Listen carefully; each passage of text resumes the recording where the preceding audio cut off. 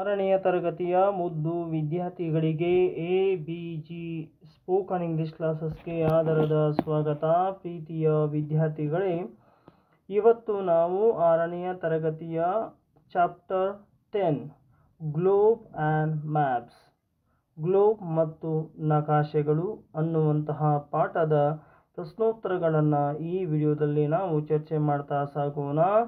ಇಲ್ಲಿಯವರೆಗೆ ನೀವು ನಿಮ್ಮ ನೆಚ್ಚಿನ ಚಾನಲ್ ಆಗಿರುವ ಎ.ಬಿ.ಜಿ ಸ್ಪೋಕನ್ ಇಂಗ್ಲಿಷ್ ಕ್ಲಾಸಸ್ಗೆ ನೀವಿನ್ನೂ ಸಬ್ಸ್ಕ್ರೈಬ್ ಆಗಿಲ್ಲ ಅಂದರೆ ಈ ಕೂಡಲೇ ಸಬ್ಸ್ಕ್ರೈಬ್ ಆಗಿ.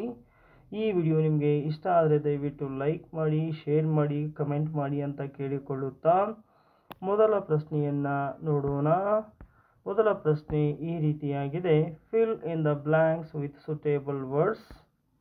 The first question is, the earth model is called as the globe. ಭೂಮಿಯ ಮಾದರಿಯನ್ನು ಗ್ಲೋಬ್ ಎಂದು ಕರೆಯುತ್ತಾರೆ. The book prepared by combining different types of maps is called atlas or map book. ವಿವಿಧ ಪ್ರಕಾರದ ನಕ್ಷೆಗಳನ್ನು ಸೇರಿಸಿ ತಯಾರಿಸಿದ ಪುಸ್ತಕವನ್ನು ಅಟ್ಲಾಸ್ ಅಥವಾ ನಕಾಶೆ ಪುಸ್ತಕ ಎನ್ನುವರು. The green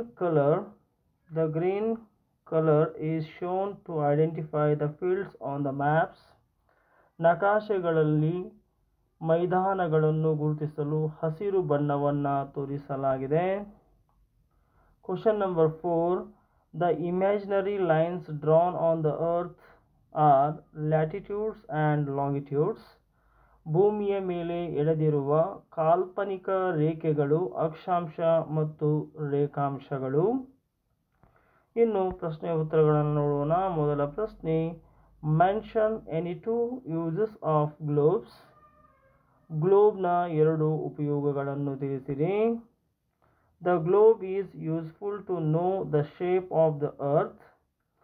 ಇಲ್ಲಿ ಗ್ಲೋಬ್ ಎನ್ನುವಂತಹದ್ದು ಭೂಮಿಯ ಆಕೃತಿಯನ್ನು ತಿಳಿಯಲು ನಮಗೆ ಸಹಾಯಕವಾಗಿದೆ. It helps us to understand the position, shape, size of the continents and oceans and seize.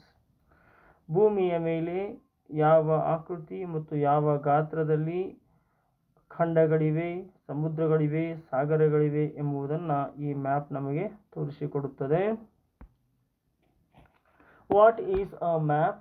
ನಕಾಶೆ ಎಂದರೇನು?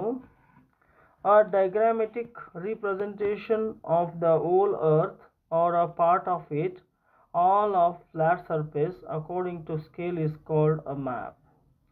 ಇಲ್ಲಿ ಮ್ಯಾಪ್ ಎಂದರೇನು ಅನ್ನುವಂತಹ ಪ್ರಶ್ನೆಗೆ ಉತ್ತರವನ್ನು ನೀಡಲಾಗಿದೆ. A diagrammatic representation of the whole earth or a part of it, all of flat surface according to scale is called a map. Which are the different types of maps? ಇಲ್ಲಿ ನಕಾಶೆಯ ಎರಡು ವಿಧಗಳನ್ನು ತಿಳಿಸಿ ಅಂತ ಹೇಳಲಾಗಿದೆ.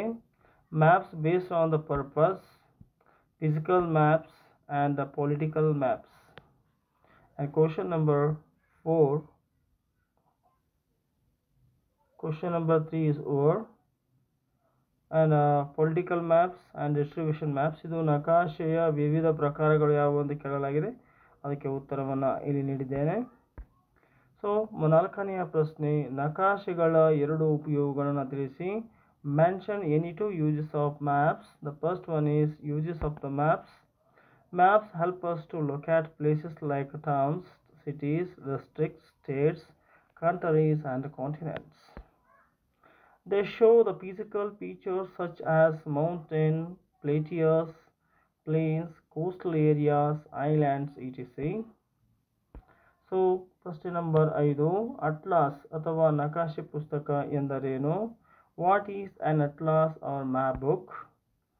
The collection of various types of maps bound as a book is known as an atlas.